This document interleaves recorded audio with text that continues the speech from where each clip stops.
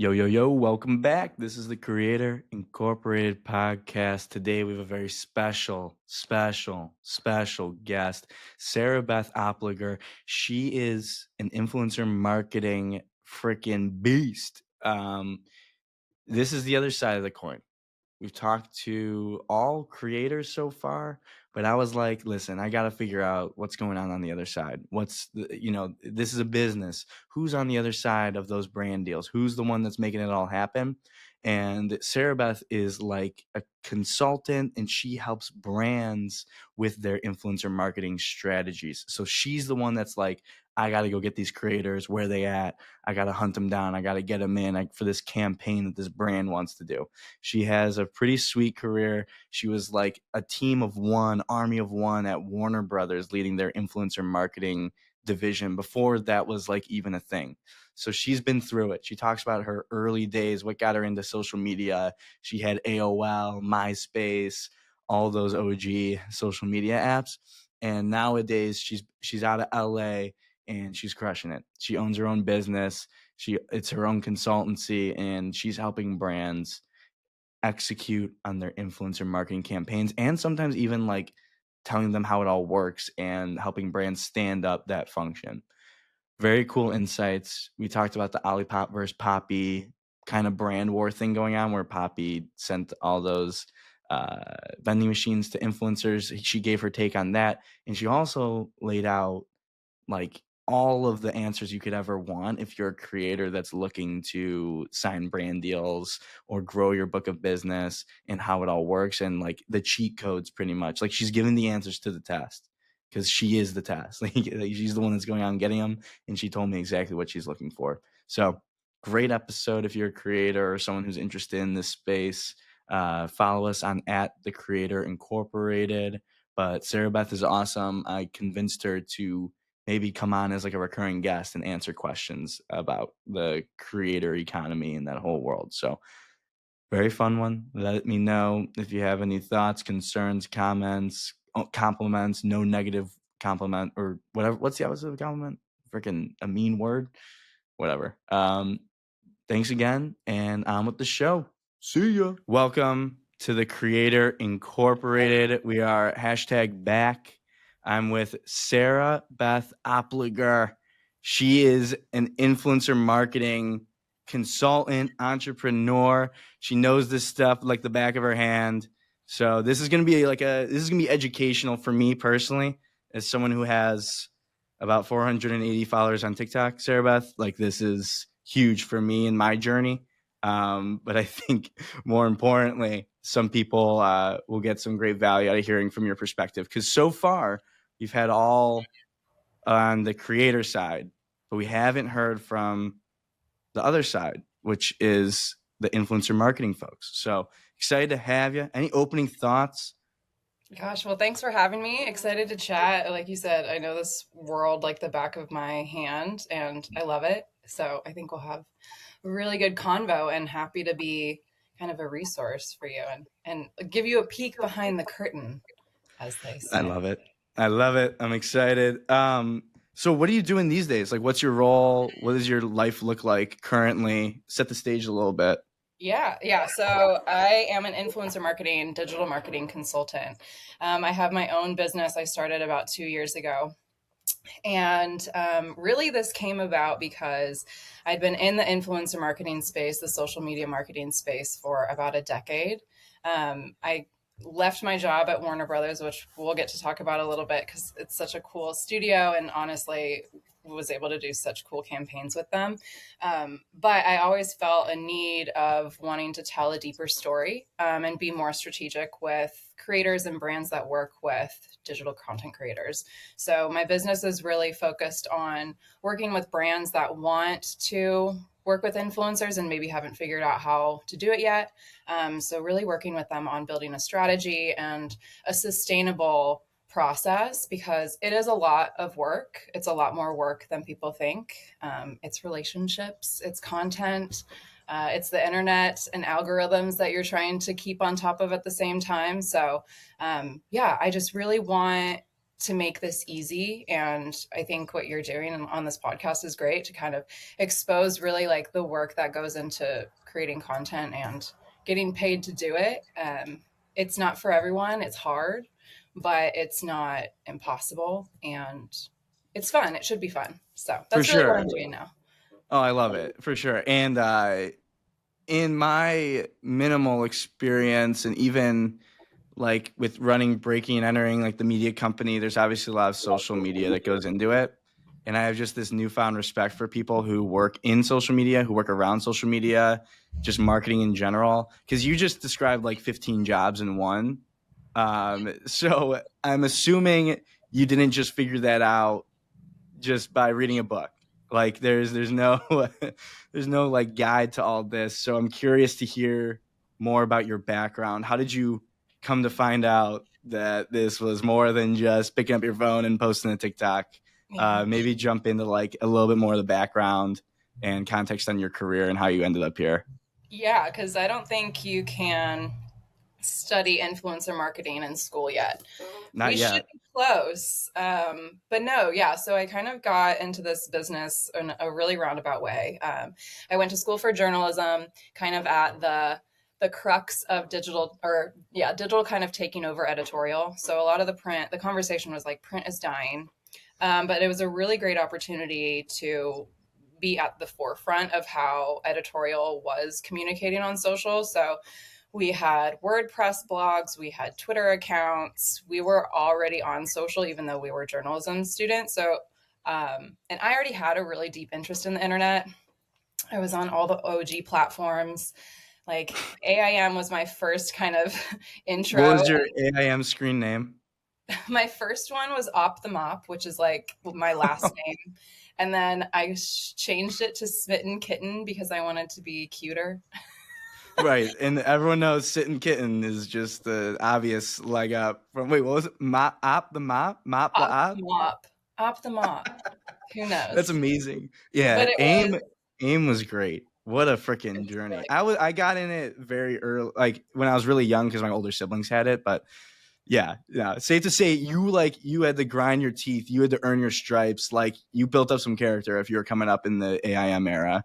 for sure. I mean, I was even thinking about when MySpace first came around, and people today that can just start a YouTube channel or a TikTok account have no idea what it was like. We built the internet brick by brick. Like we were coding on our Yeah. MySpaces. Like I can still remember some of the codes that I would use, which is insane. It's like muscle memory. Hmm. But just to do all the customizations and then have your like top 8 featured, and then you get your own custom song and play, like Yeah. it was cool. And then MySpace really introduced, which I'm obsessed with, is like internet aesthetics. I think it's really significant, and a lot of younger audiences kind of self-subscribe to an aesthetic, and it kind of we can talk about this more, but scene kids were introduced on MySpace, and that was like a whole cool What's aesthetic. that? Scene kids, so like super emo, like straight edge, like the super flipped, like Like black zoomies, go you hair. hang out at zoomies every weekend at the mall and like wear the Yes, Osiris mall rats. shoes. Yeah, Yeah. Yeah, yeah, we had a couple of those friends, of course. Everyone had their like Osiris wearing like skateboard, yeah. those guys. But that Okay, I gotcha. the scene kids on MySpace were kind of the original influencers. They were very popular. They had tons of followers, and it was just by like the aesthetic, like that they were alternative and cool looking. Um Anyways, so I had a really deep interest in all the social media all throughout college. I was on this website called Daily Booth, and the real ones remember Daily Booth because it was the pre-Instagram. Ashton Kutcher was on it. There was maybe a few other celebrities, but it was so fun. It was literally a simple like take a picture on your photo booth app on your computer and post it, but it turned into obviously something so much bigger, and like all the fashion bloggers were on there, then they would tag the brands that they were wearing, so like original influencer marketing. But we weren't seeing it as that back then. We were just sharing what we liked. We were posting cute pictures, like showing what we were doing. It was really cool. And then YouTube came around before Google bought it, and the first days of YouTube, so much fun. Like people were just Mm. putting anything on there. The Numa Numa guy. Do you I remember mean, that? yeah, of course. There's so many cat videos, so many memes. Like it You was know really what? I think maybe it was a little bit later, but like the Yas cat. Do you know what yeah, I'm talking about? Yeah. yeah. There was a This is whole great. period of time where like cat memes were really taking over the internet. That was like Yes. 2016 to 2018, like So very weird. heavily. Um, That's so funny. yeah, So YouTube comes around, so you're just clearly like you're I'm deep in it. in like the internet social media scene before really anyone was calling it social media. So Yeah, then what happened? So like yeah, did you go to school, you went to college and figured yeah. out life or Yeah, I tried. Yeah, so I went to school for journalism. I was still kind of exploring the social media space. I knew there was something there. I saw it as a huge community driver. So I was just really eager to stay tapped in and tuned in. And then with my journalism career, I ended up working at an internship at a music magazine that didn't have a huge social media presence, and they really wanted a robust newsletter. And so I started helping them on that. So that kind of open the door into the more of a digital space career, a digital focused career. And then I got a part-time gig at Awesomeness TV, which was an MCN, a huge YouTube what channel, does that stand for? MCN? multi-channel network. Oh And wow. it was a little predatory, I think, in its structure, because my understanding was that they would essentially, like, the MCN would identify creators that they want to work with. They would provide creators with a budget, but then the creators kind of owed that budget back to the MCN. Oh Um, wow. but there's huge advantages, because with something like Awesomeness, they were putting out 5, 6 short form videos a day on their YouTube channel, and all of those needed talent. Mm. So if you're a part of the MCN, you're one of the first people that's called to be cast in one of these shows. And then they started tapping into television. They had a show called Freakish on Hulu. And then they did a few films. Before I Fall was one of the films I worked on that came out like 2016, 2017. But anyways, like, Awesomeness was a really great experience, because while I was focusing on the social and the social pages, I had access to the talent teams. And part of my job would be to call the talent teams and say, who out of your clients are doing something cool this weekend? So back then it was like Tyler Oakley, Shane Dawson, Keenan Yeah.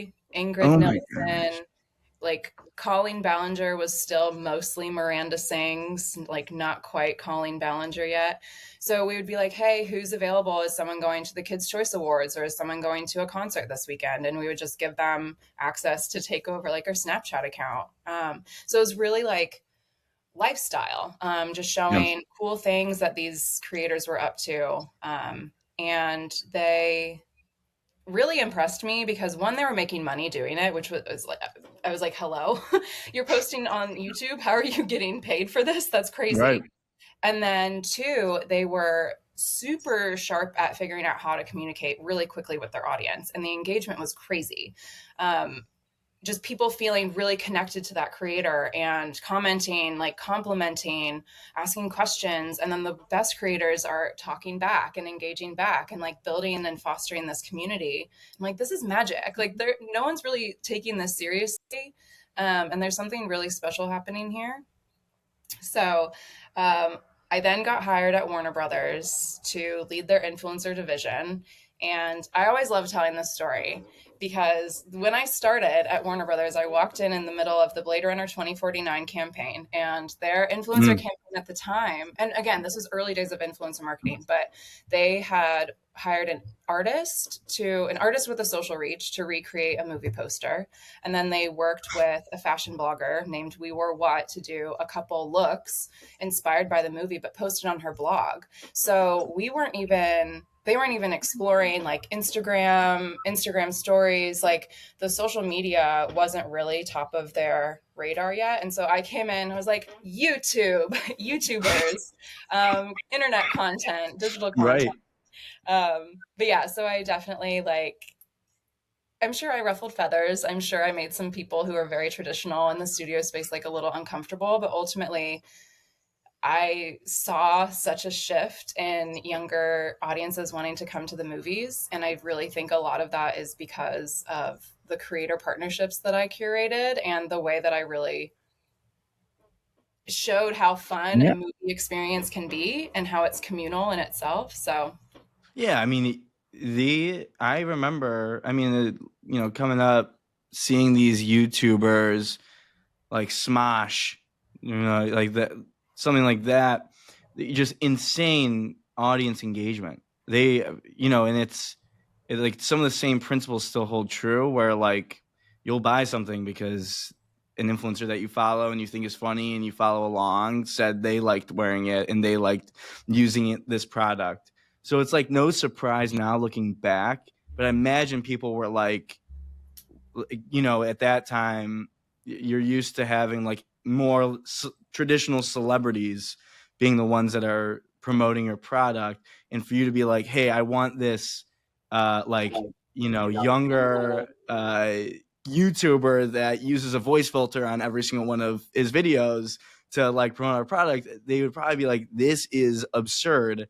yeah. Like, how did you convince them to be like, no, this is good, or was it a battle It, the whole time? it was it's a challenge. And I mean, the one really interesting thing about the influencer marketing space is we talk about ROI. What does that look like? And how do we actually track our investment? And does it actually benefit the brand in the end? And honestly, you can't really tell because if you're selling a physical product, like if you're in CPG, like that is super easy, I think.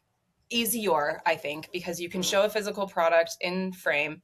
You can include a link. You can trace that link and see, and usually see if they purchase or not.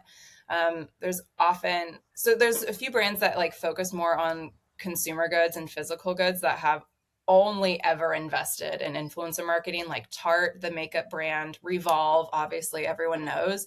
They do it really well.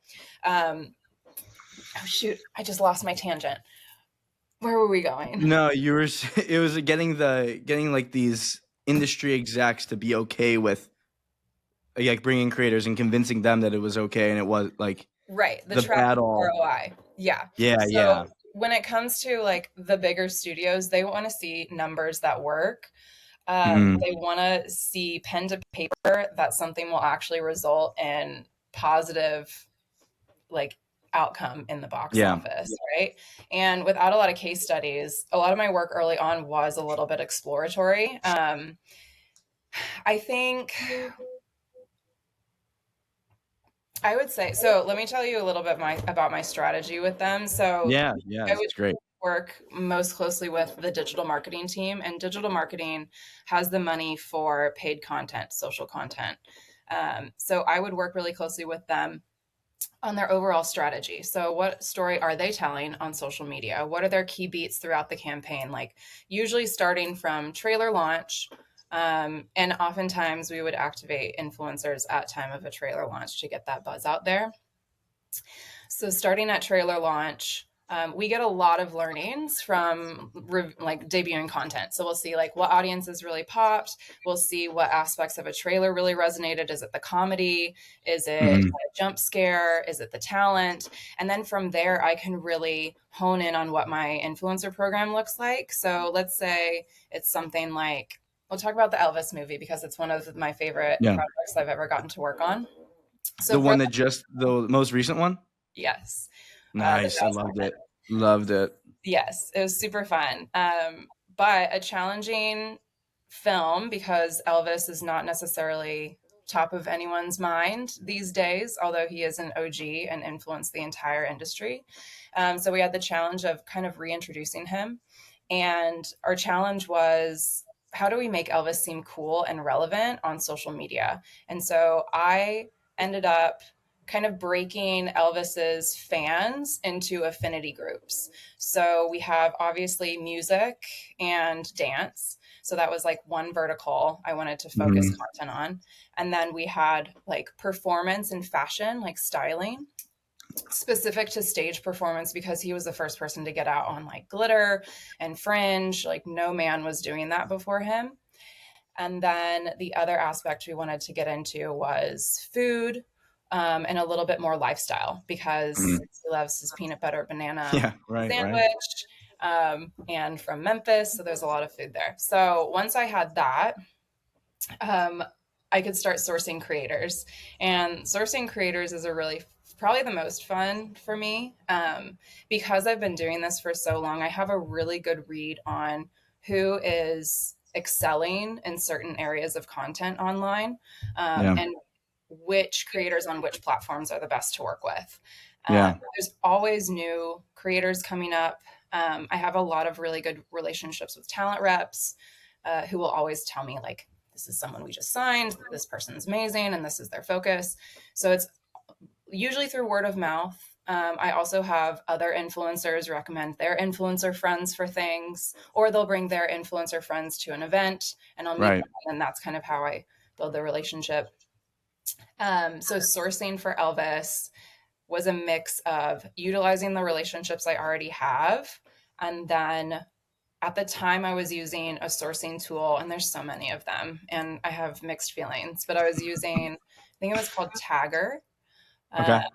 And that was pretty useful. But anyways, so I identified the creators, and then I'll sort of build out a whole campaign brief, um, working with the digital team, the social team, and then it aligns with all their key beats. So we brought the Elvis film to Cannes. So the week that we were in France, it was very focused on that. It was very focused on festival season and awards and kind of the glitz and glam of that. The following week, we were in Memphis. We were doing custom content in Elvis's house and rolling that out to kind of like get people closer to who Elvis was, as a person. And then the following week, we would have like the premiere, the red carpet, celebrity engagements, influencers coming to the carpet, etc. So it's kind of like a strategic rollout, and then I would come in and supplement whatever the beats were with invites or paid influencer content Yeah. like Oh, that. man, this is crazy. Okay. I like the idea of, like, breaking it into groups. Yeah, Because when you think about, like, there's not many Elvis influencers that exist. right. So it's like you have to break it into smaller subcultures, and I think that's where you get, at least in my experience, just as, like, a consumer even, finding those subcultures that really tap in, those certainly I imagine have like the highest engagement, because those are like cult following esque fans. I relate it to like a subreddit. If you are in like a subreddit for a podcast, you are freaking obsessed with that podcast. And like, so if you can find someone to tap into those subcultures, then you're like, okay, now you got some real engagement there Yeah. versus just going to like the biggest influencer you can find and being like, hey, push this product. I think like this leads into like my next question, but why do brands like screw that up so much? Like why how does that happen? Because is it just like a lack of a like influencer team or like support and just not really like having a grasp on the how to best use influencers? Because when I see like a random mega influencer promoting a random product that I've never seen them use or I don't think they have any relationship with, I'm like so turned away. Yeah. I'm like, this is like good for the influencer for getting their money, but holy crap, like I couldn't feel less inspired by this. So I guess like what's your take on all that and like why do brands mess up and how does that happen? It's such a loaded question. I really think I think we're still needing a certain level of respect for the influencer space. I think I Mhm. really compare it to the current conversation that a lot of people are having about social media managers and how they're expected to have 10 different jobs as one person. There's just still not a lot of value put into that role. And I think there's not a lot of value put into the influencer space. And because of that, yes, there are slim resources at most brands. I think now it's more normal to have an in-house influencer marketing specialist, manager, Yeah. etc. But when I started, that was not available. And most of the time, like, the people who were handling the influencer marketing at Warner Brothers were handling data and insights. Hmm. So that doesn't work. And then I've had influencer managers sitting on social media teams, which makes a little bit more sense. I've had influencer managers sitting on PR teams, which makes sense if you're just doing earned stuff. But yeah, it really needs to be a fully dedicated role if you're going to do it well. And I think the brands go after the big, shiny creators because at the end of the day, if nothing else, you'll get a nice headline out of it. And Yeah. sometimes that's kind of all your strategy needs. Right. There's a time and a place for like the big creators, but I think when you're really wanting to build that brand affinity and establish longevity with your audience, you need to work strategically with creators who are actually interested in your brand and use it, so they can correctly relay to their audience why they should too purchase it.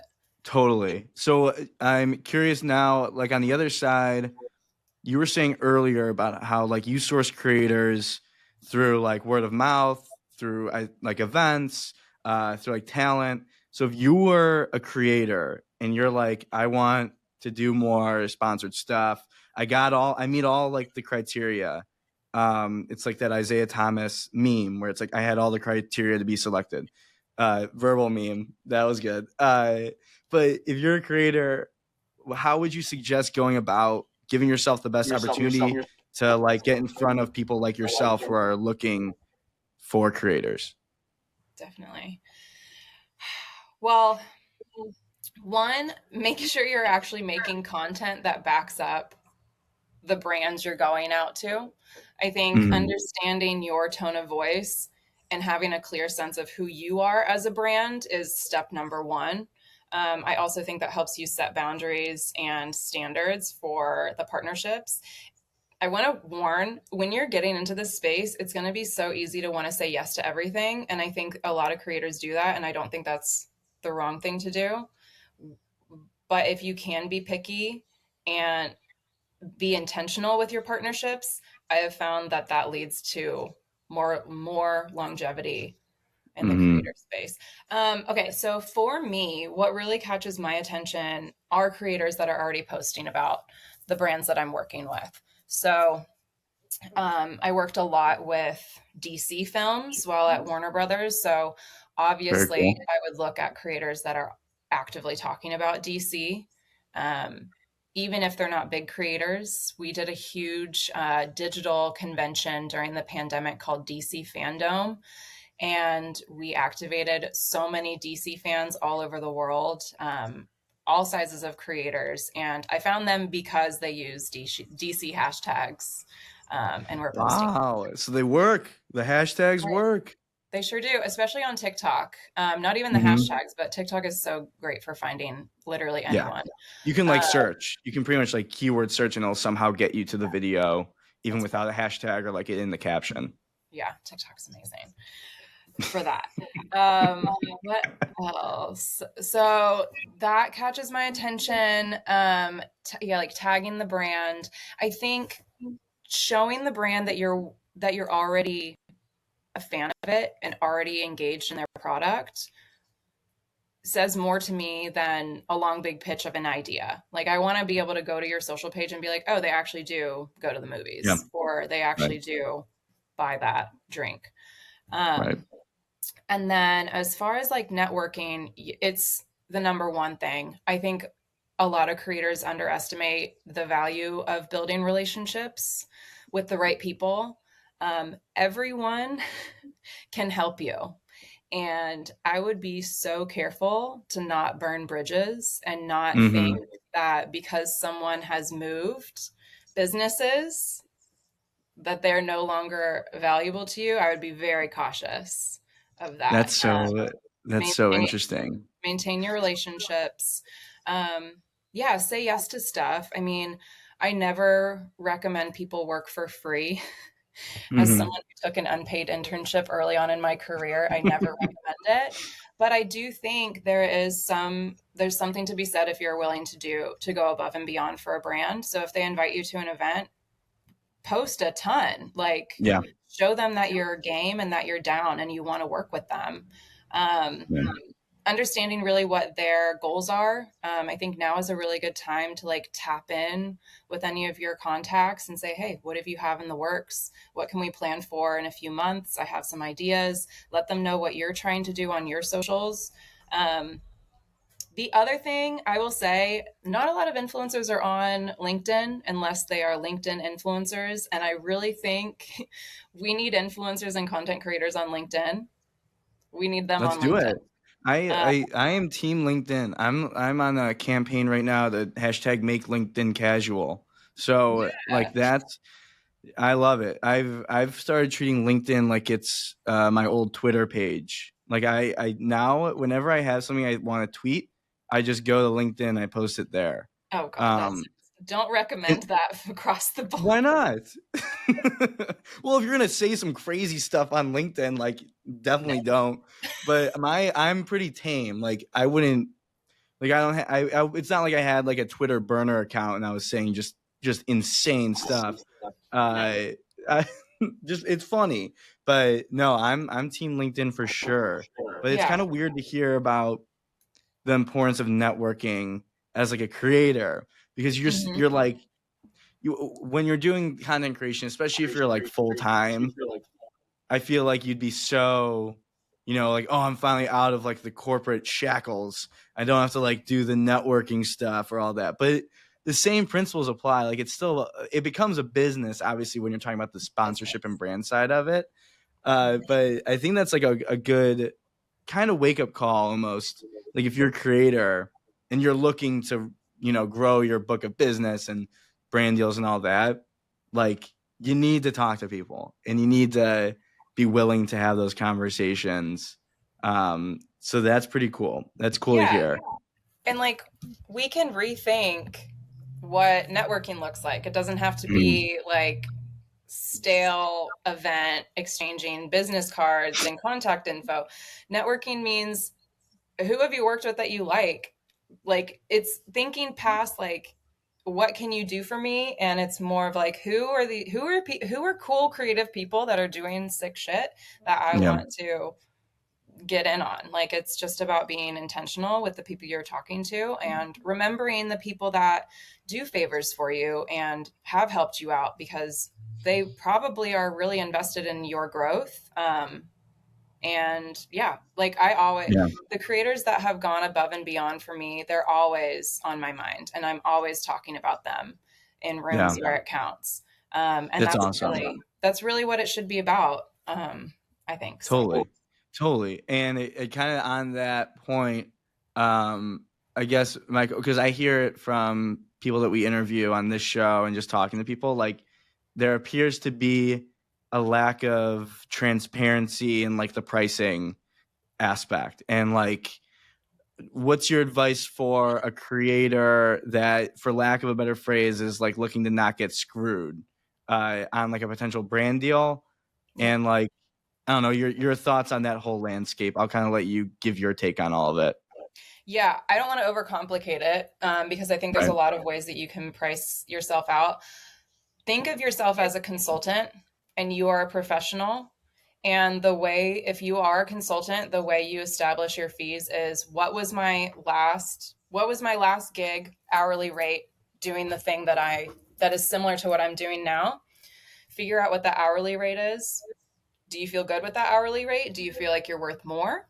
You can increase your hourly rate and then go from there Mm. and think about how much time it takes you to edit a video.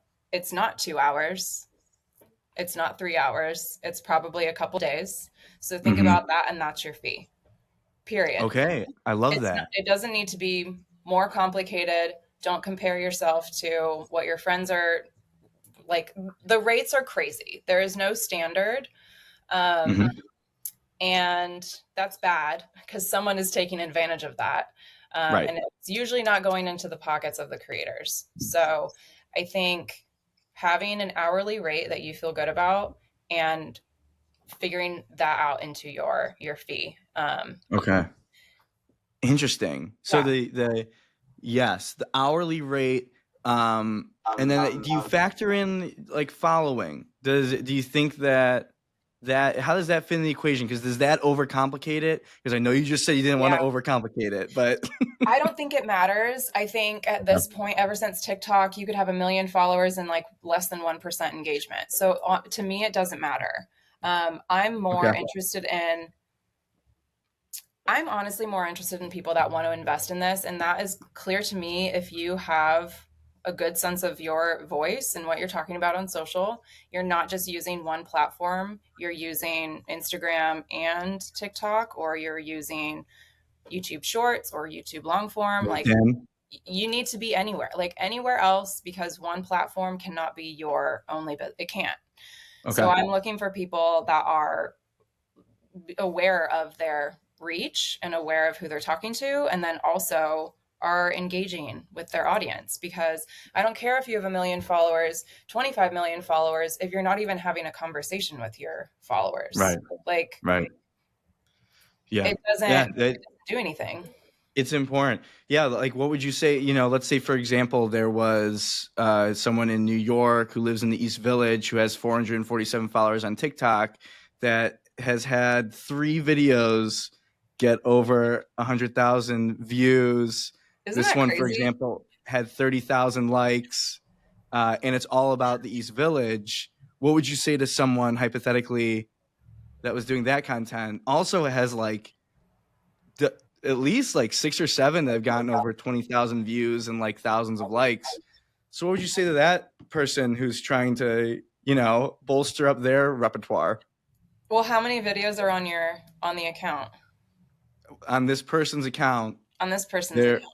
there are probably, I would say, probably like 65, Okay. 70, and this person only started posting about 3 or 4 months ago. Yeah. So there's a few things that would go through my mind. One, I mean, seeing the engagement on the videos with an account that has a lower follower count, I'd be like, there's something here. Thank But why you. but why aren't there more followers? The weird thing about TikTok, and honestly, it kind of screwed us up when it comes to like engagement, follower counts, and like how we price this stuff and value who is a good creator and who is not. Mm. Virality is up for grabs. Hmm. And it's the king of TikTok is the algorithm. It is not the individual creators themselves. It's the content that comes out of everyone, and then the algorithm decides. I know. Yeah, it's crazy. I don't know. And TikTok is a platform where people just scroll. Yeah. Like it's not built really to like, and not as much as an Instagram or like a YouTube was built, where you have your following, like who you follow and who you're subscribed to, and you Mm-hmm. really follow that, and it like is very much prioritized in your feed. Like I just scroll through the For You feed, and like I might see literally like the same account all the time and still not follow them, but it feels like I follow them because I see their content all the Yeah. time, and like they go viral. But Yeah. yeah, like that's kind of what would make it tricky, I imagine, for Yeah. you or And I for someone think trying to to figure it answer out. your question, I think it's tricky because I have a different perspective on this space than I think most brands would. Being totally transparent, if I were to present this person's channel to a brand, they'd probably say no on follower count Mm-hmm. alone. So I would actually have to do a lot more work in my proposal to the brand to incentivize them to want to onboard this channel. We know it's you. No Okay. one's Okay. okay. A cool Sure, account. let's pretend it's me. For simplicity, let's just pretend it's me. Okay. But I would probably want to pull in like the engagement, the numbers. I'd really want to understand who your audience is, because the other thing that this account would tell me is, okay, if the content is very specific, to a space, it's probably only reaching people in that same space or who are familiar with that space, which isn't a bad thing. That's an extremely engaged community that you can have a lot of potential with, but it is something to keep in mind and might not be Mhm. relevant for a California based company that's trying to get people to go to the Santa Right. Monica Pier, you know? Love it. Okay, so that's a good lesson for. I mean, that was a broader question. Although I will be selfishly taking all those points for my own personal gain, Take them. but uh, so would you recommend like a creator to have like their own sponsor kit almost, or like a media kit where they like that has to make your job a lot easier, where it Yeah. like kind of breaks down like the audience, all like the typical stuff that you'd see if you were like, running a media company and you had a sponsor kit. Do you see that a lot, A? And then B, would you like recommend that to be something that people spend their time doing? I see it a lot more so once talent is represented. I think that is Hmm. like the benefit and the value of like having representation is they do a lot of that stuff for you. I do encourage a media kit just because I mean it's your portfolio. Like I want to get a good I can go to your socials, but I want to get a sense of who you are and who you think you are to me. So, like, I'd love to see what are the top things you talk about in your content. Is it lifestyle? Is it beauty? Is it comedy? Is it tech? Is it theme parks? You can get as specific as you want. And I think I would also say, I have a feeling we're going to start getting into really niche areas, like really niche affinities. So, like, people that really love watches and like the history of watches. Like I always Mm, like to know because you never know when something really unique and quirky will come up in a campaign. So I like knowing all those elements. Like of course all of your social pages, your reach, yes, but your engagement and who your core audience is, like what ages, what are the demographics, is it mostly US based? And then I don't even think you need to include pricing. I mm, think I would actually encourage people to not include pricing because I think you can trick brands, not trick, but you can convince brands to have a meeting with you um, easier if they don't have the numbers right in front of them, if they're forced to continue the conversation with you. Um, but yeah, I do think a media kit, just a little yeah. flyer, you know? Yeah, It love it. just, No, I think it goes a long way. And it just kind of, it almost kind of lets the other party know that like you're serious, you're like a little professional. you're gonna do a good job, you care about this, you're not just, a rando. And then I had another question that I was thinking about. Dang, I lost it. It was a good one too. I know it was a good one. It'll come That's back. sad. Let me think. What was the other thing? Um, I guess like what are you hearing from like the brand side? Do they ever have feedback about when they're working with creators? That seems to be like a theme that comes up where they're like where you kind of see it over and over again. That's maybe something that a creator could learn from or like improve in what they do, or like a mistake to potentially avoid. Mm, you know what?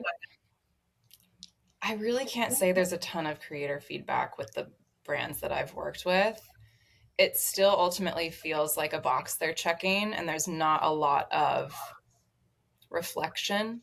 Mm, But I will say consistently, and I don't love this, but a lot of brands still feel that they can get away with not having to compensate and pay creators to post.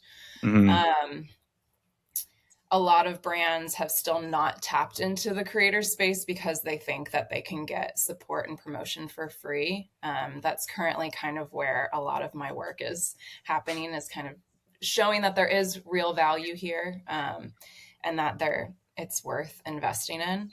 And it doesn't have to be expensive if it's done strategically. But yeah, ultimately, like brands don't want to pay. And I do think like it's a tricky space. I obviously like see how much work creators put into content and I know who takes it seriously. But there is still like a bad reputation out there. And I think the kind of clickbaity, the content that's gone viral for the wrong reasons has definitely left a bit of a sour taste in some brands' mouths. So I think the perception of influencer is a little, I understand why they want to dismiss it sometimes. Yeah. So I think there is like a little bit of an effort for creators to show that they are serious business people and that they're not just trying to get free stuff and take selfies with famous people. Like they actually believe in what they're doing. Um, but yeah, Well, it's a good segue because I wanted to bring this up because it's relevant. Because Poppy just got like dunked on yeah, social media because they sent vending machines to influencers, and it's like, am I crazy? But have have companies been sending customized vending machines to influencers since like the dawn of time? Like this is yeah, not the first time a company has sent a bunch of, it just like catches, this is like one of those things that is crazy to me, like it just catches fire, or like it just grows and grows, like this mob mentality. hmm, And I honestly like feel bad, like it's kind of, it's crazy how it's taken off. And then like I don't know if you saw Olipop is like getting in the mud in the comment section, like fighting Poppy. But it goes off to, it goes off your point, like there, I think it's a part of it is because there's still a little bit of a negative perception on creators and influencers because people feel like, oh, all they're doing is just taking this video of them doing a freaking TikTok dance and yeah. they get all these views. But what was like your take on that when you saw all that go down? It was funny because I was watching the Super Bowl and watching for the commercials mostly and for Kendrick. But in the commercials, I'm like, okay, when is the influencer commercial coming? And then I saw Jake Shane. I was like, here it is, and I love him. Yeah. Uh, but yeah, I initially was like, interesting, cool. I had no idea that Poppy was doing this campaign with these people.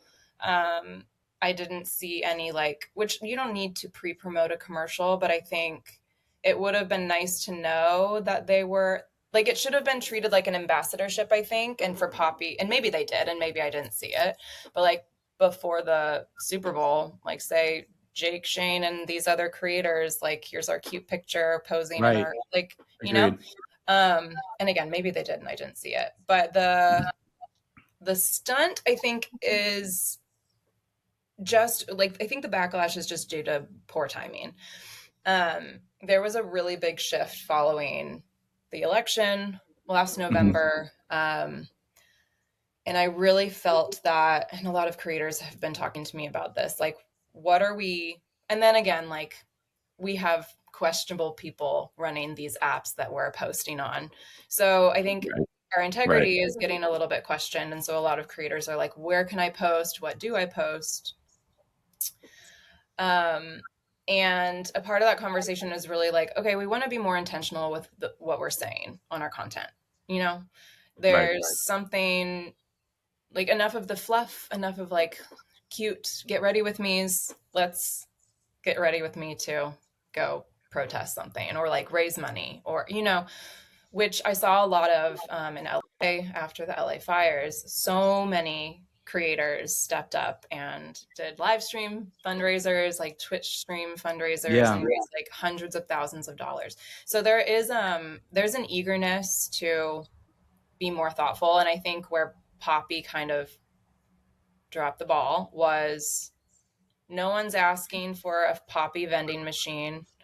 I think giving those to influencers that are already perceived as having a lot, whether or not they do, but the perception is that they get a lot of free stuff. Who needs more? Um, I think it just felt a little superfluous, and that so I think it was a mix of like people, yeah, kind of having that dismissive energy towards the creators, and then kind of bad timing. And then when the cost of the vending machine got out, I think they were saying each one was $75,000. Especially with Which, the current yeah. conversations of like fundraising and mutual aid, I think it was just a really, yeah, didn't work Yeah. so well. No, I don't think so either. No, it's definitely the backlash it's tough. And then if you're like a creator that's involved in that, like, how do you like, what's, like, the freaking strategy there? Like, are you, like, you just go radio silent? I don't know what I would do. It's just, like, a tough situation to be put in because, Yeah. like you said, like, I don't know, it's this tough spot because you didn't ask for, a poppy vending machine, but then you're associated with it, and it's just the whole thing, so Well, I think they knew they were getting poppy vending machine. yeah. Yeah, that's what I was gonna say, like, they signed up for it, Yeah. um, Yeah. but I don't know. I mean, I don't I don't think the onus should be on the influencers though. I think right, the right. onus is on the brand, and I don't know. I don't know if they'll make a statement. I don't think it's as big of a deal as it's being made. I think there's a lot bigger issues that we could be Yeah, tackling instead of criticizing a big Super Bowl timed stunt from a beverage company.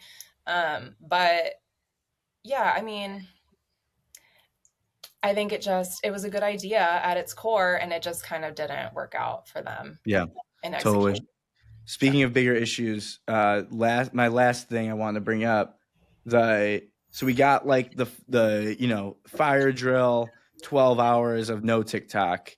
So that was great for everyone to get really scared, for everyone to live 12 hours without TikTok, see if we could all do it, albeit it was like in the middle of the night. But what's been like the number one kind of takeaway or learning after going through that exercise, which for me personally was frightening. yeah. But like, what now? Like that the dust is settled. Obviously, every like big talking head had their big moment to post their thought leadership about it. Dust is settled, and we're kind of like still a little uncertain with TikTok. But what's the advice that you've been giving to creators around just with potentially TikTok going away or just dealing with the uncertainty, really? I really didn't want to be the like go-to resource for TikTok ban updates, but I quickly became it Are because, you? well, was reading a lot, but yes, no, I know a lot about it. And I know that as of today, the app is back in Mhm. at least the Apple App Store. It was Here's the thing: you can't open Pandora's box and put it back in. There's not a world where I could have imagined that you would give TikTok access to, what is it? It's like 25 million, 20 million users in the United Yeah. States, and then expect them to not use it. It Right. is, I think, also generated like $21 billion in revenue from sales on the app through the app. Brands are not going to give that up very easily. So I think it was going to be, I was not expecting a ban to even happen. Um, and it kind of didn't. I Right, think it's right, still a little tenuous. I think just keep posting as normal. right. I mean, I Yeah, think one thing that you should definitely get used to in this space is that there's always going to be change. I mean, we right. experienced this when Vine was banned. Mhm. A lot of those creators had to shift and figure out how to make new content, or they didn't. And I think it was the same thing on TikTok. And honestly, I was telling people, like, if your only business is on TikTok, then you are not in the digital business. You're in the TikTok Right. business. Yeah. Yeah, hey, if you're only on TikTok, you don't have to be worried about the TikTok ban. Yeah. I like that. Yeah. So okay, good to know. Well, appreciate it. This has been awesome, Sarah Beth. Any closing thoughts? How can people get a hold of you? Yeah. All that fun stuff. You can find me on my Instagram is osarabeth. I post a lot of stuff about my cats and plants and fun stuff. Kitten, what was your kitten Mitten mittens? kitten. Find Sarah Beth on AOL. Her username is op pop hop. Op the mop.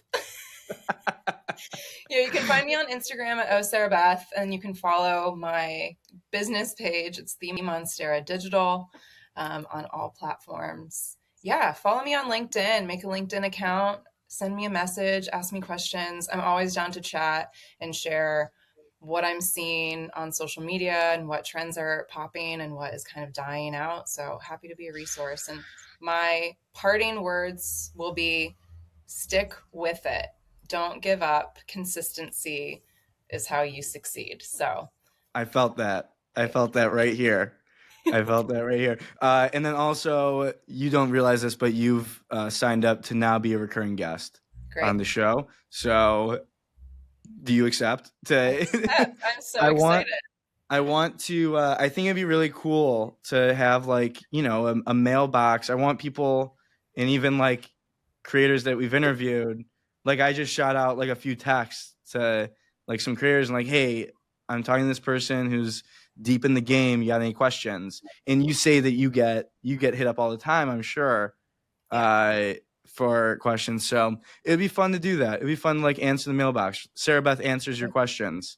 Yeah. Uh, and yeah, I think it'd be cool. Yeah. Right to SB. What is that? SB. Oh, I like it. Is that your nickname? Yeah. I'll let you Mitten have it. Kittens. Mitten Kittens is better. Well, thanks so much, Sarah Beth. Appreciate it.